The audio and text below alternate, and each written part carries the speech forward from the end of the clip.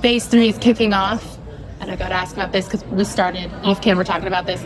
How much kissing can we expect? A surprising amount of kissing, and that's just geode. So, amazing. Yeah, more is coming too. He's so hot. Like magma. Geode out in the clubs, Yes. hitting on everyone. It's amazing. Everybody loves him. And how could you not? How could you know? We love him. It's stunning. All right, so now that we're jumping ahead again, and Claudia, for you jumping back, how does it feel shifting the timeline? Is it bittersweet? Is it exciting? Is it a bit of both? Mine is a bit of an atypical answer because I took Phase 2 off, except for the comic Quest of the Jedi, which, Phase 2 went back in time, and Quest of the Jedi goes farther back in time. Like, that's one of their legends. So, coming back in, it's great to catch up with this. We left them at such a difficult moment. You're kind of desperate to come in and take care of your character babies again, if that makes sense. So I want to actually ask you about Quest of the Jedi. So Okay. Going from like this long form novel medium in Phase 1 to having still a really condensed story in like a new medium, how was it making that shift?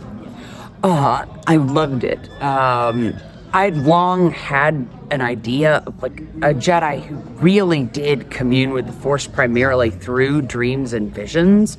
But I also thought, that could be kind of a cop-out to write or something. And then I realized in a comic, it's perfect because I don't talk you all the way through it and make it like point, obvious. I actually just work with the images and then let that happen, which was really great. And a big influence on it was, I think it was 2021, the movie The Green Knight came out. And it was Arthurian and yet surreal. And that was exactly the vibe. And so I'm really, really excited I got to do that comic with that inspiration. And then Alyssa, for you, joining it now, how does that feel? Because I haven't spoken to you since. So It's been amazing. It's so exciting, and it's so fun to play in the space where it's like we're creating all this brand new stuff. Anything can happen. You don't know the end of the story because we're building brand new tracks. And I love the High Republic, so it's really special to get to, join that and tell stories there. your increasingly chaotic tweets with Daniel about what to expect are just such a highlight. Thank you. I love chaos, and Daniel loves chaos, and because we're writing this middle grade together, I guess expect chaos. Lots of feelings, lots of like really intense stuff, lots of chaos, and like really sweet stuff too. I think Daniel and I really balance each other out, so getting to like co-write with him is so much fun.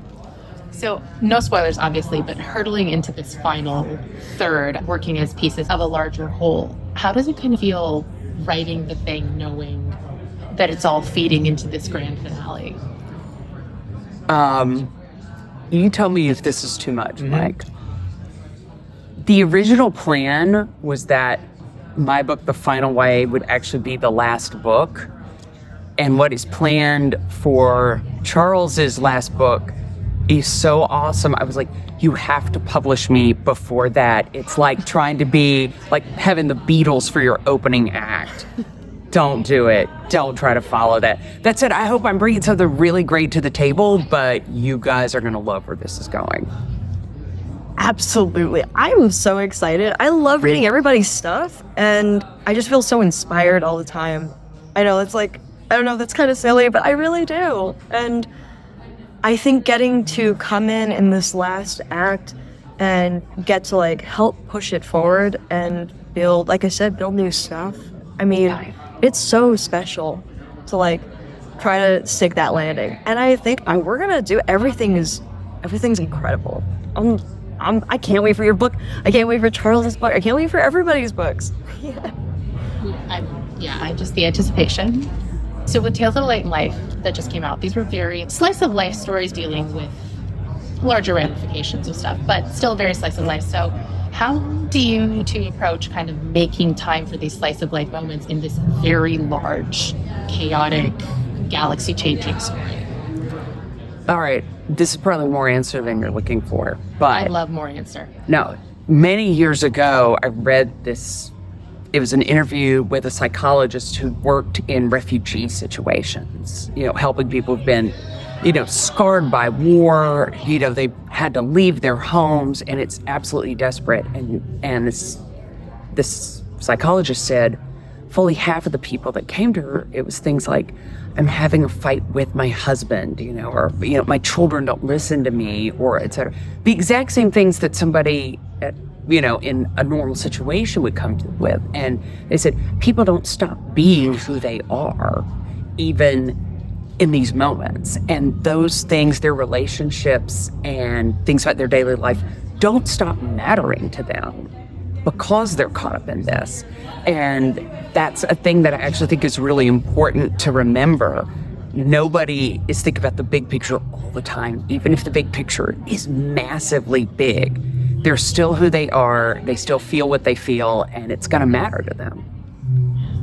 My background's actually in short stories. That's like how I started. And I love short fiction. It's one of my very favorite mediums because it's such a puzzle. You have so little space, and you want to hit everybody as hard as you can in that tiny amount of space. I think that coming in for the High Republic, I'm always looking for stories about people, and I'm always looking for stories about those really intense, quiet moments. So my story takes place in the year between Phase 1 and Phase 3, as people are dealing with, the aftershocks and ramifications of what happened at the end of Phase 1. And, I'm like, who are the people on the ground who aren't necessarily, in the main spotlight? Who are the people who aren't Jedi? And what are they dealing with, on their home turf as all of these things, sort of collapse in on them? So that's what my story's about. Yeah. And I love seeing that kind of stuff.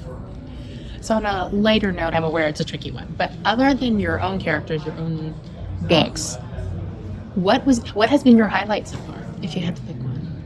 Like a book, a comic, a favorite moment? Okay, all right. Favorite moment is easier because it's really hard to be like, oh, that's this completely book, separate from what I do. Like Belle Zedifer and Ember are not characters that I came up with, but I love them. I had to be very, very careful how much I used Ember in The Fallen Star, because otherwise it was going to be, Tales of Ember, and also there was a disaster. I always want to write about the dog, always. Dog's great. Yeah. It's because the dog's the best. Yeah, I haven't really gotten to write Avar, actually, just very, very briefly.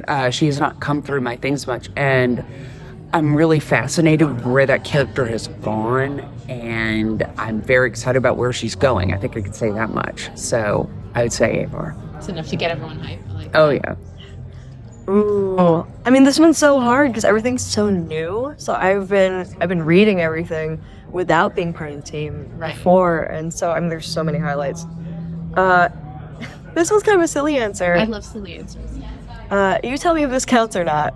So my silly answer is Daniel Jose Older named a character after me, and I had no idea he was going to do that.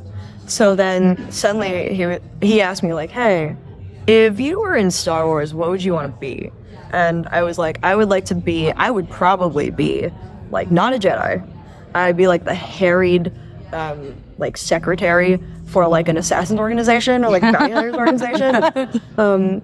And so he created Crash Onwa, which is hilarious. And I think one highlight is I got to write her, which I know is technically not what you asked, but the evolution of that character. It's surreal. I think Midnight Horizon, all the books are wonderful. Midnight Horizon is really special to me because it does hit at the very, very end of Phase 1. And I always say it's intense. It is deeply emotionally rich, and I just love it. So she's in it, and getting to write her was really surreal because I'm that's not me. How'd it come? But it's not you. It's not me. Yeah. Thank you all so much.